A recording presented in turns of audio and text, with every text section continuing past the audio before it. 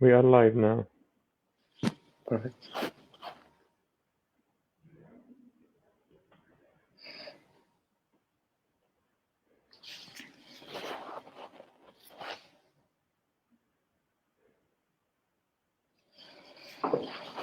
We will wait a little bit so we have some audience.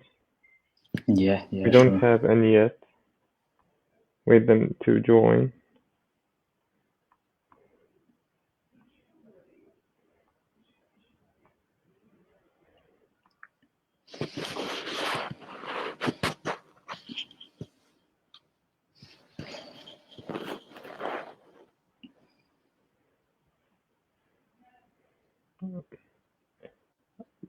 Can you see the banner downstairs, down on the screen?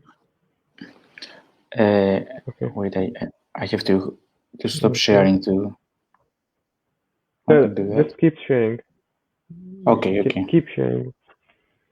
Okay.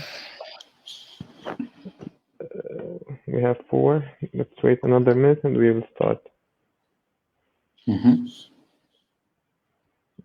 Yeah, by the way, you can open your Facebook and share it on your personal page if you want to. If you are part of the group. Yes, I think Sioux is doing that. Okay.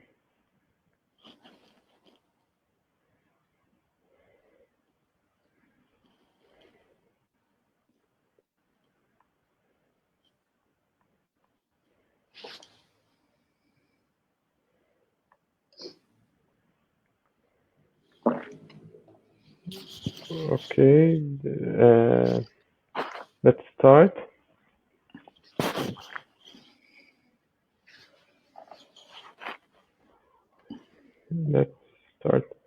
So, hello everyone. I'm Nazem Abu Hajle, the coordinator of IHL and Law Students Initiative.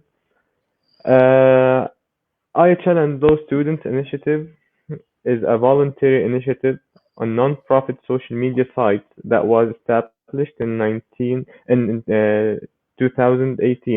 to develop the legal skills of students and researchers in 3 branches of public international law, namely international humanitarian law, international criminal law, and international human rights law, by providing wide open spaces to enhance the legal culture of students and researchers looking to work within the international community, by opening the door for members of the group to communicate with experts in above-mentioned branches of law through discussions that the group launched with experts in the field of international law, or through information that is published on our group. Today we have Dr. Stavros Pantazopoulos. He is the Legal and Policy Analyst of the Conflict and Environment Observatory, and we will be talking today about environment and armed conflicts under the international humanitarian law. Good evening, Doctor. Good evening, Nazem. Many thanks for your introduction. Many thanks for your kind invitation. It's an honor and pleasure to be here with you. And today, as you mentioned, I will try to go through the legal framework in relation to environmental protection in armed conflict. First of all, let me say a couple of things about the UK-based NGO I'm working right now, the Conflict and Environment Observatory, or with the acronym CEOPS. This is a charity, and we are working to increase the protection of people and ecosystems from the detrimental consequences stemming from armed conflicts and military activities.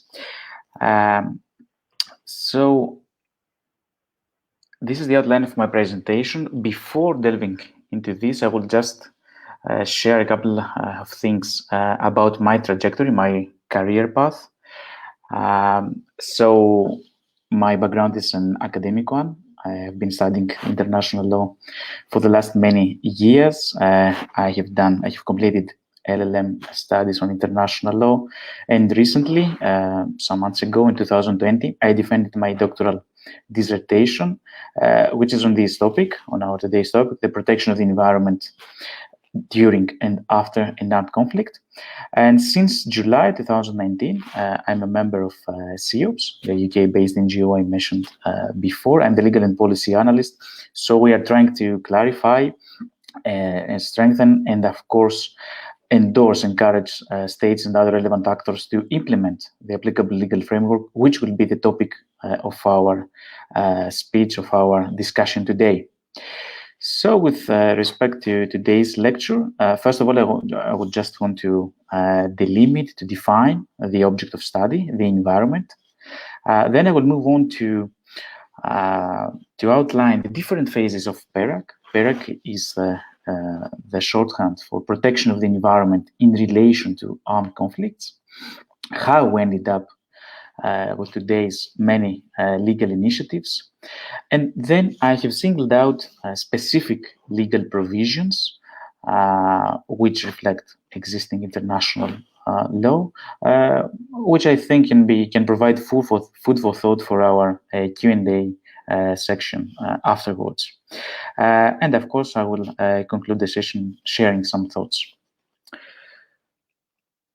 So let me start by the definition. Let me start first of all about the ways to conceptualize environmental protection in relation to armed conflict. These are some mainstream, some standard ways of thinking, just as a means of introduction to this topic. I not necessarily subscribe to any of those. It's just these common threads that help us perceive, conceptualize the topic under discussion. The first one is this, the classic, the locus classicus, the leitmotif within IHL, International Humanitarian Law. This tension, inherent tension between military necessity and, of course, the principle of humanity. The problem here is that if we take a step back, environment that does not easily fit in with the notion of humanity. Of course, there are connections to humanity, and we know that environment can provide benefits to humanity, for example, financial ones, aesthetic ones. There are many functions that the environment plays and help humanity. But again, it's not a straightforward way to say that the environment falls squarely within the notion of humanity. So in reply to this, we have this recommendation or idea that there is another IHL principle, the principle of ambiguity. Ambiguity stemming from the Latin word ambitus, environment. And of course, another common thread which permeates the whole international environmental law field and environmental governance, this tension between anthropocentric and ecocentric approaches. Anthropocentric, standing for these approaches that see the environment as contributing to humanity's well-being, whereas we also have this idea of the ecocentric approach, the intrinsic value of the environment, the need to protect the environment as such. Okay, let's move on now to some definitions of the environment.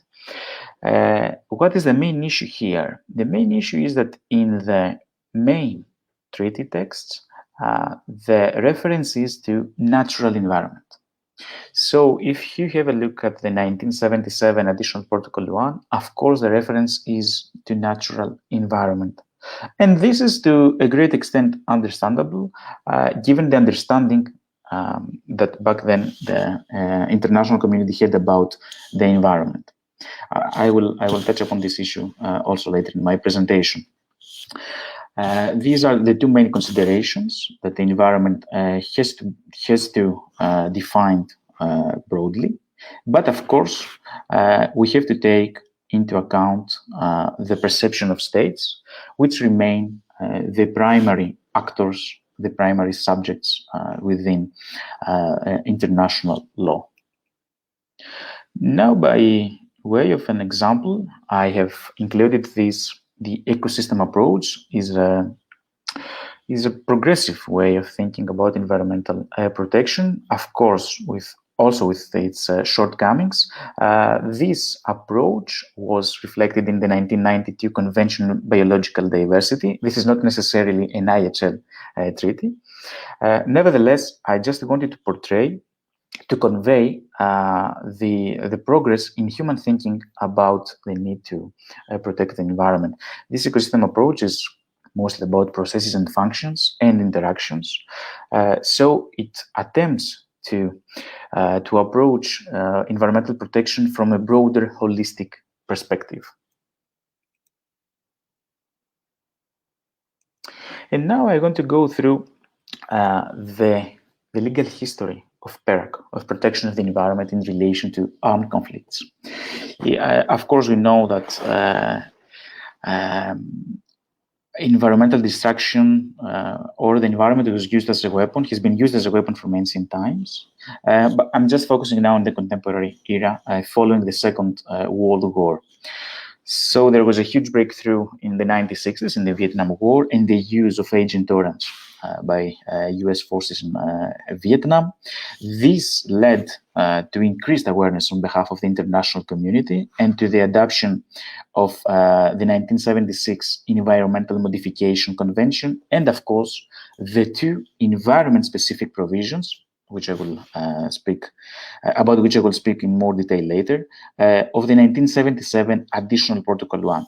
Bear in mind at this point that Additional Protocol 1 applies only to international armed conflicts. We have to keep this in mind. Nevertheless, this growing awareness led to the conclusion of a treaty and to the inclusion of two environment-specific provisions in the 1977 Additional Protocol 1. By contrast, there is no direct reference to the environment, either human, natural, or whatever, in the four Geneva Conventions of 1949. Second phase, Cold War has ended, or the Soviet Union is about to collapse. In the early 1990s, we have the Iraq invasion in Kuwait. There is the Allied, the coalition of the Allies kicking out Iraqi forces from Kuwait. Nevertheless, Iraqi forces, when retreating, they they ignite oil wells. There are many pictures and many dreadful stories from these acts with detrimental environmental consequences. So again, another incentive for the international community to deal with this topic with PERAC. This led to the establishment by the Security Council of the United Nations Compensation Commission, certain United Nations General Assembly resolutions, and of course, the ICRC also takes up this issue and in 1994 issues these guidelines, and I will get back to those in a moment. And now the third phase in the new, the very contemporary period. In Kosovo, we had the use of depleted uranium. 2003, the Iraqi invasion, and the 2006 Israel-Lebanon conflict. The picture I have on the right, as you see, is off the coast of Lebanon. Is after Israeli forces targeted a power plant in Beirut. UNEP, United Nations Environment Program, is stepping in, is conducting very influential post-conflict environmental assessments. And this means also that the international community wants to engage more actively with the issue at hand. There are also some courts and tribunals addressing certain issues of environmental protection, and of course, a growing expansion in both in scope and subject matter of international environmental law and international criminal law.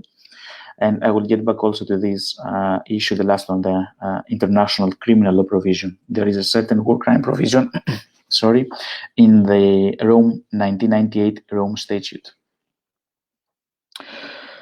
And now the very recent trends and developments. 2016, the ICC, the Office of the Prosecutors, issues a policy paper, and there is specific reference about environmental wrongdoings. The OTP announces, in a sense, its willingness to deal with wartime environmental damage more comprehensively. The the global environmental body, the UN Environment Assembly, also adapts to resolutions in 2016 and 2017. And of course, a very important document, and I will also speak about it more later on, the United Nations International Law Commission draft principles. They were adopted on first reading summer 2019. Next summer, 2022, they will be finalized and they will be adopted on second reading. And also other actors are asserting their space in this field, in the PERAC field, the Geneva list of principles for the protection of water infrastructure. And of course, in September, the ICRC issues its revised guidelines, updating, if you remember what I mentioned, the 1994 guidelines. And the Global Pact for the Environment, it's not yet sure what its final form will be, but it will be discussed next year, 2022. Most likely there will be a political declaration in this respect. So if you have a look at this PowerPoint, you see that there is increased awareness on behalf of the international community. Different actors with different expertise, with different mandate, they attempt to regulate or at least to play a role in relation to environmental protection in armed conflicts. Let me now move on a bit. Let me become more specific in a sense. So we're going back. We're now in 1977, Additional Protocol 1. This is the first environment-specific provision. There is a direct reference to the environment, and as you can see, and as I mentioned earlier, it's the natural environment, right? This is the last two words of this provision. This provision, this norm applies to international armed conflicts, and it establishes an absolute threshold of prescribed environmental damage. And the threshold is cumulative and is tripartite: widespread, long-term, and that's why I have highlighted in red, because it's a cumulative threshold and severe damage to the natural environment.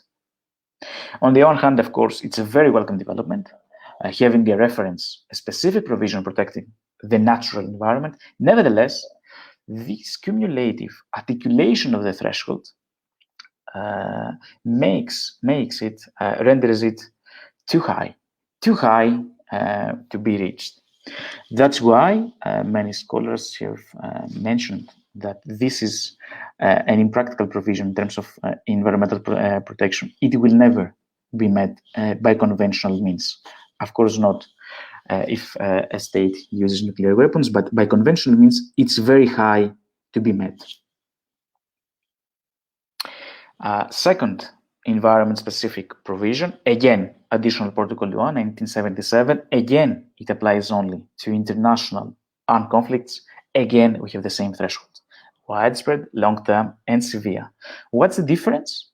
The difference is the last part of this provision, and thereby to prejudice the health or survival of the population. The previous provision has been described as an ecocentric one. There is no reference to human beings, to their well-being or whatsoever. In contradistinction, in this provision, we have this linkage between wartime environmental damage and health and survival of the population. That's why this principle has been described as an anthropocentric one. Again, the threshold is cumulative. Again, it is very high. Nevertheless, we should bear in mind that this is an absolute threshold. And this is something that we don't easily find within IHL. In IHL, usually we have to strike a balance somehow between military necessity or the principle of humanity and the norms they stipulate. But here, there is no balancing exercise of this kind. As long as a use of these methods or means of warfare reaches this threshold, we have a violation of IHL. It cannot be justified under any other condition. The ENMOD Convention, we discussed, I mentioned it before, 1976 ENMOD Convention, a direct outcome of what happened in the Vietnam War and the use of Agent Orange or the use of seeding clouds. And here I have highlighted again a word in red, as you can see. We have a threshold of damage or of effects, to be more concise, widespread, long-lasting, or severe effects. The difference is striking, right? Before we had a cumulative articulation, and here in this convention, the articulation is disjunctive. Whenever such a conduct by a state party reaches any of these threshold requirements, there is a violation of the ENMOD Convention. But what is the issue at here? What is the issue at stake? Here, this convention, the ENMOD Convention, is about the use of environmental modification techniques, using the environment and its elements as a weapon. And of course, what is even more problematic is that it is not widely ratified. It is very limited in its subject matter, and of course, not many states have subscribed to it. But I just wanted to show that there is a striking difference in terms of the threshold. And it's also very interesting that these two conventions, Additional Protocol 1 and the ENMOD Convention, were negotiated approximately at the same time, in the mid-70s. And now I'm moving on to the ICC Statute, the Rome Statute, the 1998 International Criminal Court Statute. And here, again, we have an environment-specific provision. What are the striking elements here? Reference to the natural environment, of course. It was not easy to differentiate the text from what was provided in Additional Protocol 1. So they kept, the drafters kept a reference to the natural environment. They kept the cumulative articulation of the threshold, widespread, long-term, and severe, but they also added something else. The last part of the sentence, the last part of the provision, which is highlighted in blue. Of course, now we're talking about the allocation of individual criminal responsibility. So by inserting this balancing requirement, they rendered the threshold even higher. And of course, to a certain extent, it makes sense because now we're talking about individual criminal responsibility rather than state responsibility. That was the case before with Additional Protocol 1 in the ENMOD Convention. But again, this seems to be very vague. There hasn't been, as of yet, any prosecution citing, invoking the violation, alleged violation of this war crime provision, which applies only to international armed conflicts. I don't want to spend much time on this. This is again an environment-specific provision. You can find it in Additional Protocol 1, Article 55, Paragraph 2. This is the verbatim reproduction of the text. Attacks against the natural environment by way of reprisals are prohibited. You can find this in Additional Protocol 1. And the second element, the second text I'm citing here, it's the ILC's, the International Law Commission's draft principles on the protection of the environment in relation to armed conflicts. This text reproduces verbatim the text of Additional Protocol 1.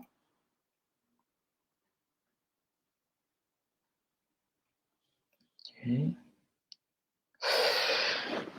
So far, we have been talking about environment-specific provisions, direct reference to environment, or rather to the natural environment. This is what we call direct environmental protection. There are also other ways to afford protection to the environment, and this is what we call indirect environmental protection. What does this mean in practice? It means that we can apply the general rules and principles of IHL to elements, parts of the natural environment. So, for example, the principle of distinction, right? the obligation not to target civilian objects, to limit attacks to combatants and military objectives, as long as parts of the environment qualify as civilian objects, they are not targetable directly. This is how the principle of distinction can be applied to elements of the natural environment. The same goes with respect to precautions in attack, taking precautions in attack. And of course, as long as parts of the environment qualify as civilian objects, they are subject to the principle of proportionality, which again has been stipulated in additional protocol 1. And of course, the rules of military necessity equally apply to parts of natural environment.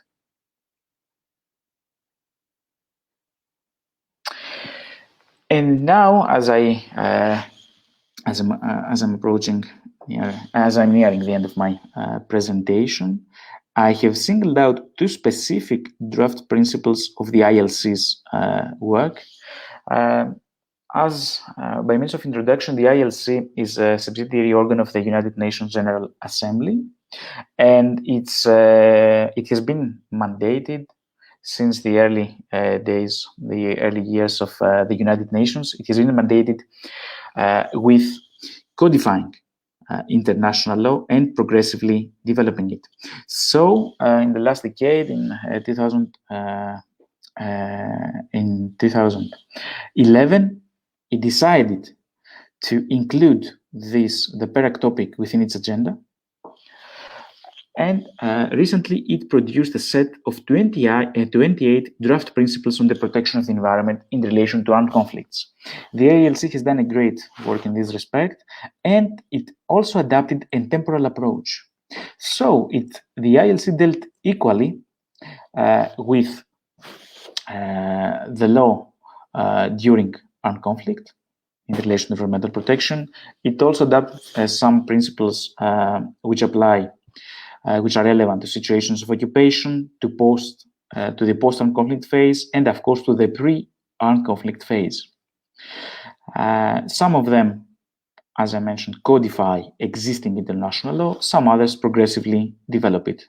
They build on developments and trends, and they articulate, for example, recommendations or best practice guidelines. Or they can equally reflect emerging customary norms.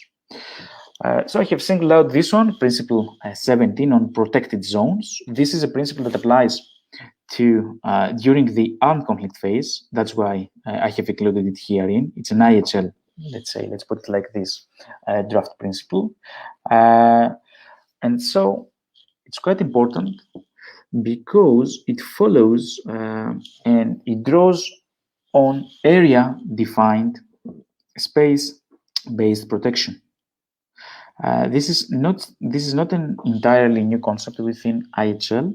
Perhaps you've already heard about the idea of the concept of demilitarized zones, for example, or non-defended localities. Again, this is area-based protection. And this is a very interesting concept because it brings insights also from international environmental law, which this kind of protection in situ, as they call it, protection, delimiting an area and saying that this has to be managed or protected through specific means, it's a very common concept within international environmental law. So we see here a convergence of these two fields of law, IHL and international environmental law, which is not something so innovative in the sense that there have been precedents within IHL for this idea of protected zones. The second one I have singled out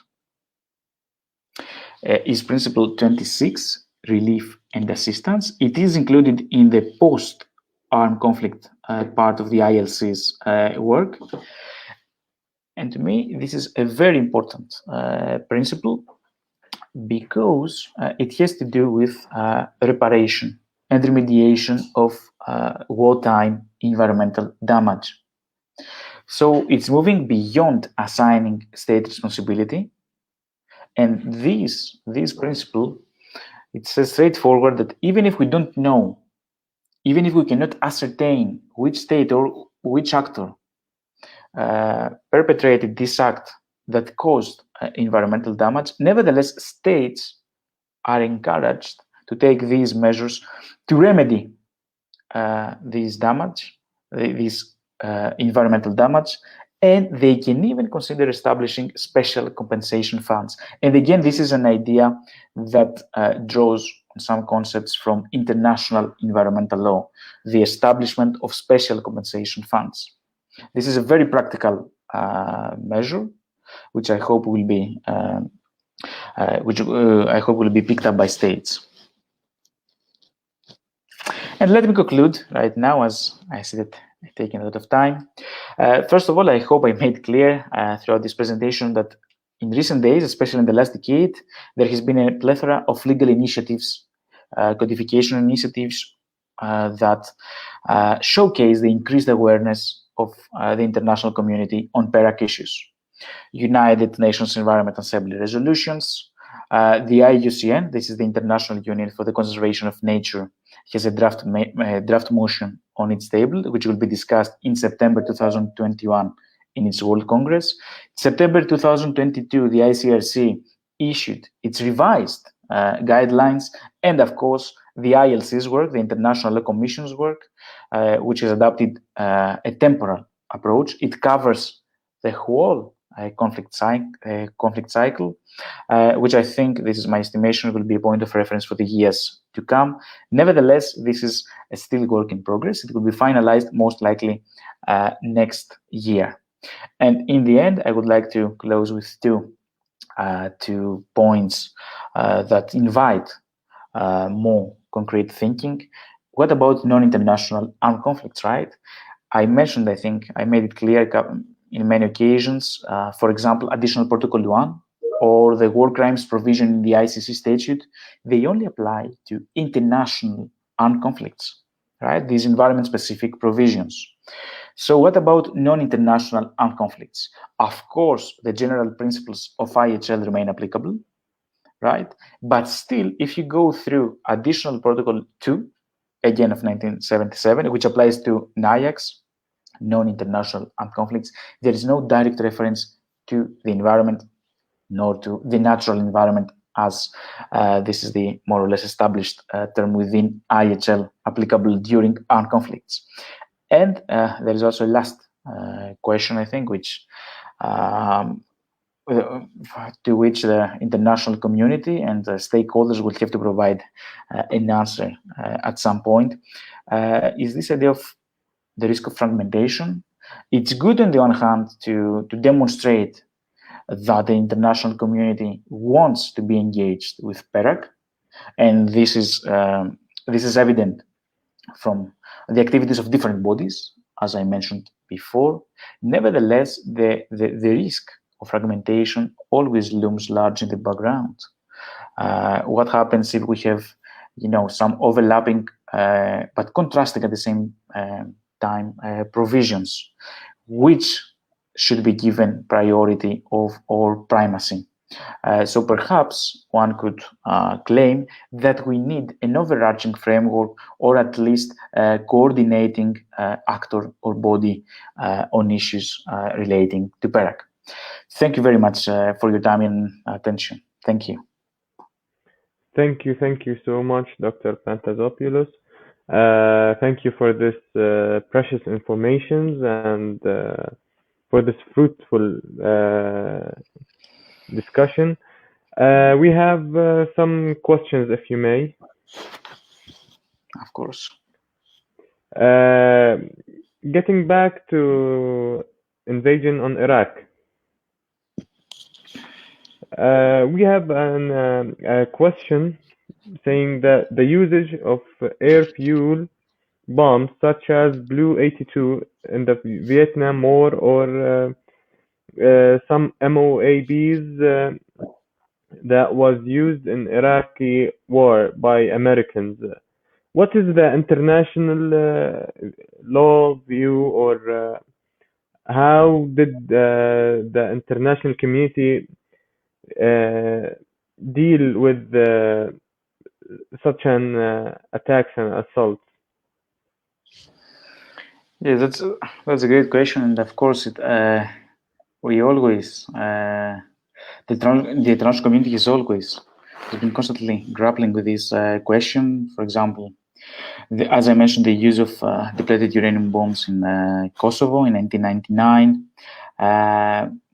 So first of all, yes, I have to clarify that this is an issue of the weapons convention. There is not a separate, but a specific, let's say, branch within IHL about weapons.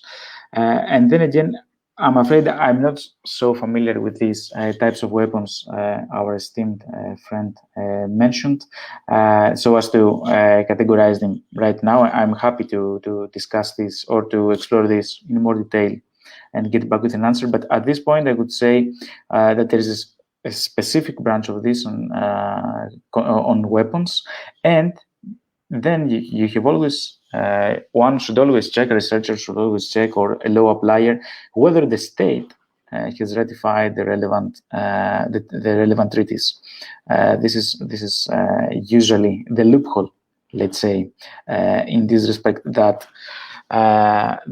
powerful states usually strategize and they pick what conventions are willing to ratify and be bound by in this respect. But I'm afraid I'm sorry I cannot provide a more accurate reply to this, but I'm happy to explore this further. Thank you. Also, as we know, there's a lot of parts of Earth considered a common heritage of mankind. In your opinion, why we can't consider environment a common heritage of mankind? You think is it a sovereignty issue, or what's the why it is not considered until now a common heritage of mankind? That's a great question, and of course, it is also connected with discussions right now, or actually in the last decades, about climate change, for example, or what is the role of the international community in relation to these environmental resources, or to environmental protection as such, as a whole. So I see here two, I would say, points. The first one is the clear implications of the common heritage of mankind and whether it is easily applicable to this, because usually we talk about global commons, for example, and this would be an easy case to assign, to designate these as a common heritage of mankind. Then again, even if we agree, and there is a huge controversy on this, even if we agree that something can be designated as a common heritage of mankind, the problem remains: what are the exact legal consequences? Should the international community have a say in relation to their management? Should it intervene if they are mismanaged, for example? These are very difficult questions, and of course, they're also connected, as I said, to the environmental protection in general, peacetime and wartime, making no distinction herein. Because, as I said, the environment carries many functions in relation to humanity. Financial ones, we can sell, we can trade environmental resources. Sustaining ones, it can, it's food, water, etc. They also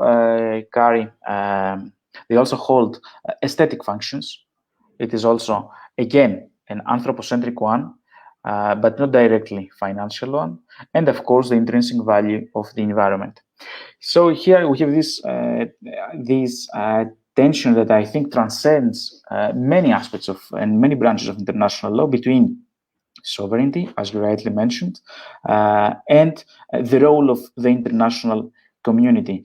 And if just to make it a bit more tangible, let's say, if we want to draw an analogy, for example, from human rights, which by now are well established, it took a lot of time, a lot of dreadful moments and instances in humanity and human history to agree that not all of these issues pertaining to human rights fall within the exclusive jurisdiction of the territorial states.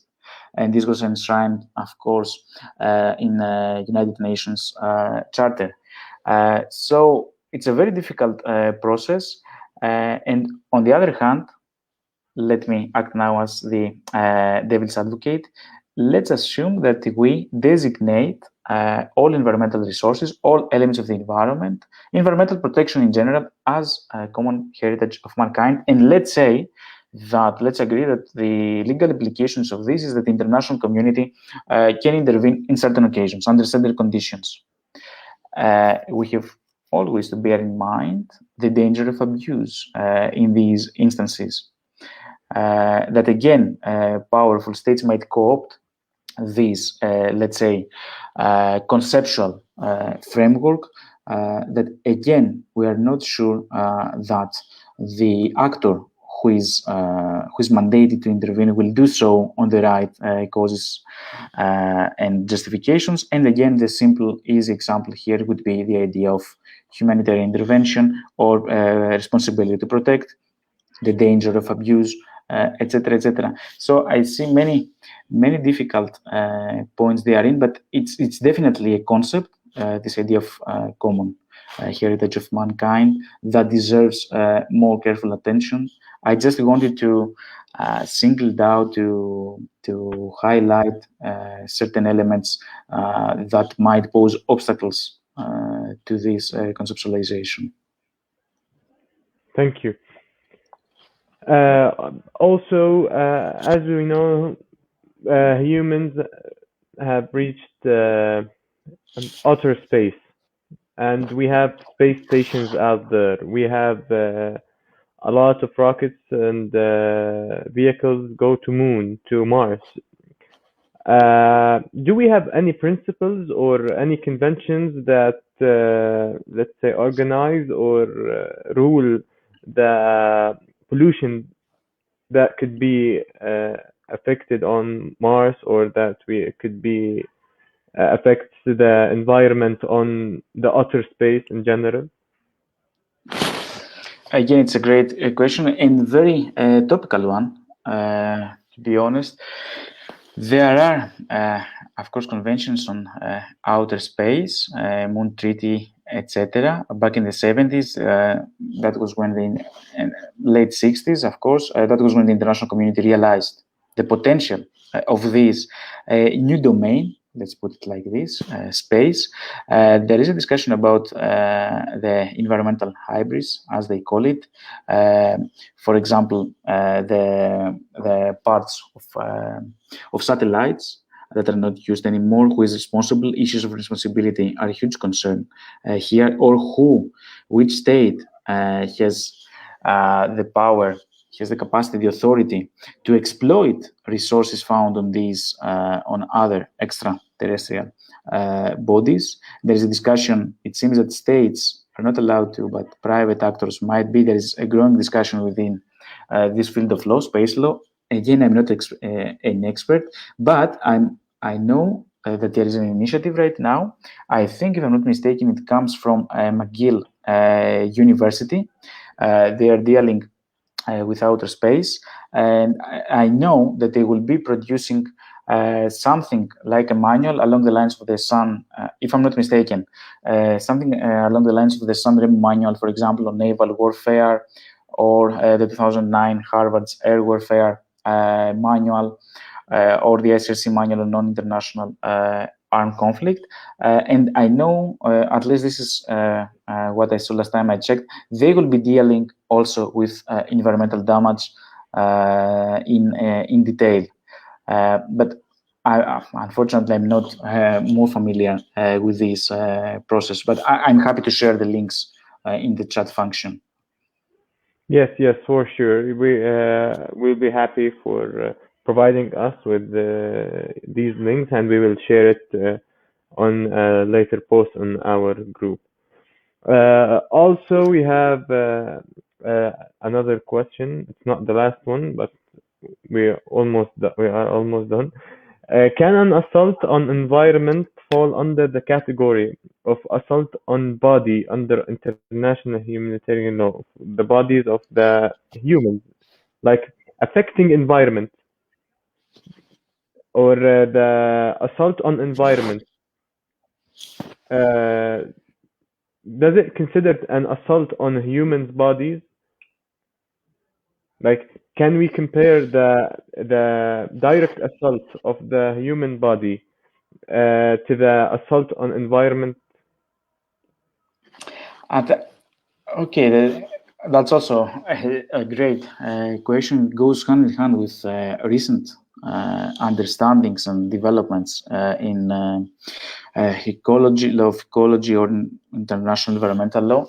So, as a matter of existing international law, it's very difficult for me to see a way how to conceptualize this. Of course, we have this provision I mentioned to you earlier, Article 55, Paragraph 1. There was this reference to the prejudice of the health or survival of the population, either civilian or military people. There is no distinction in this respect.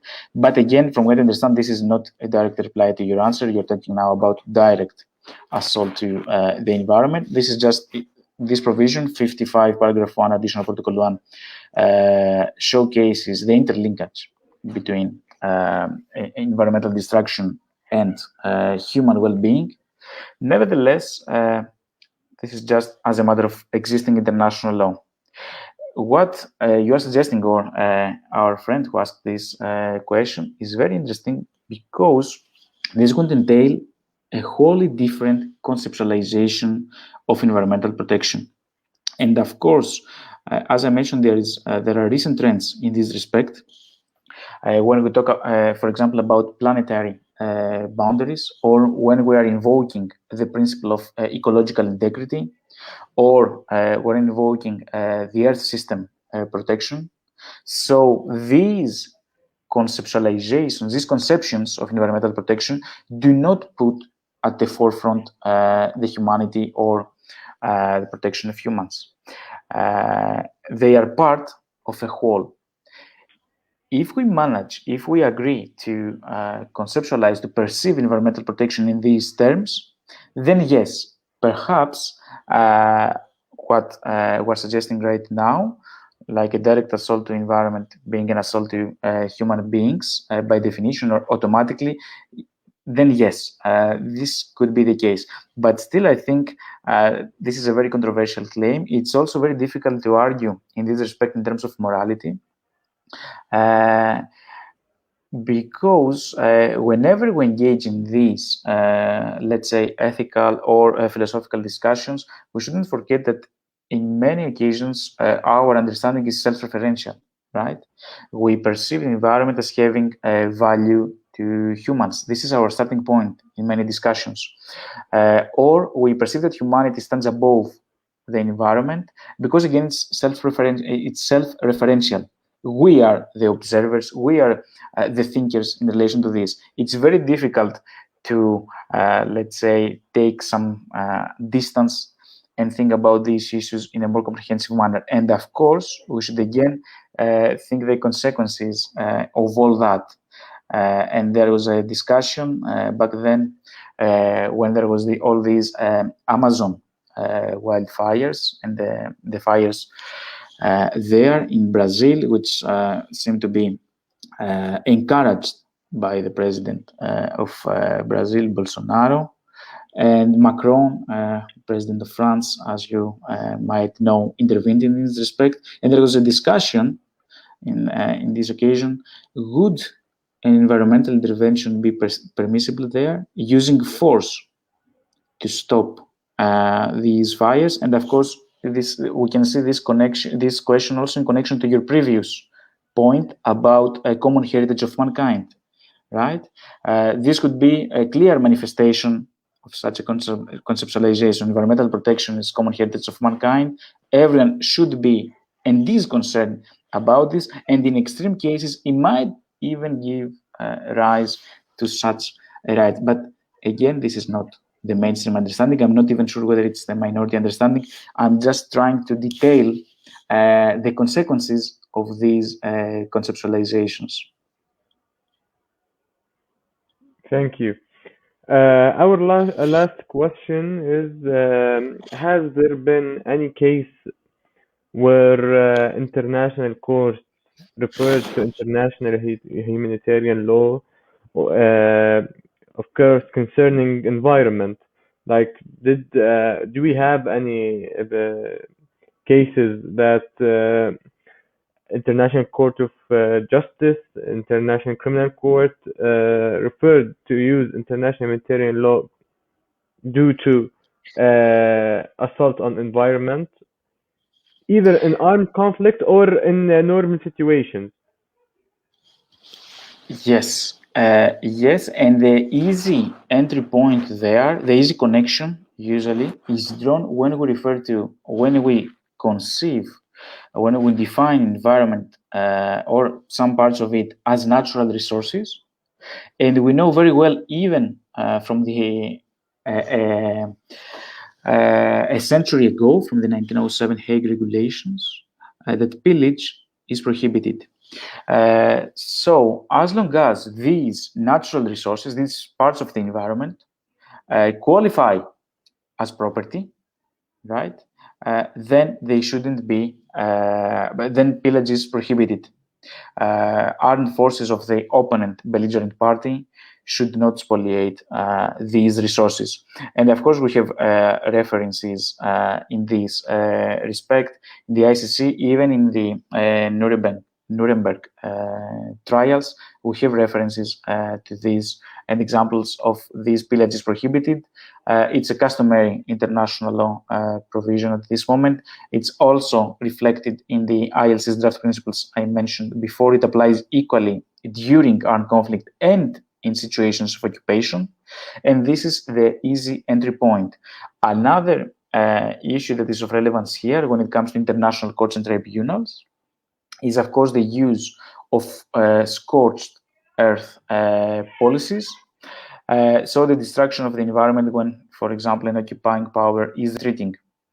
We can also find, for example, setting fire on crops so as to delay the advance of the opponent.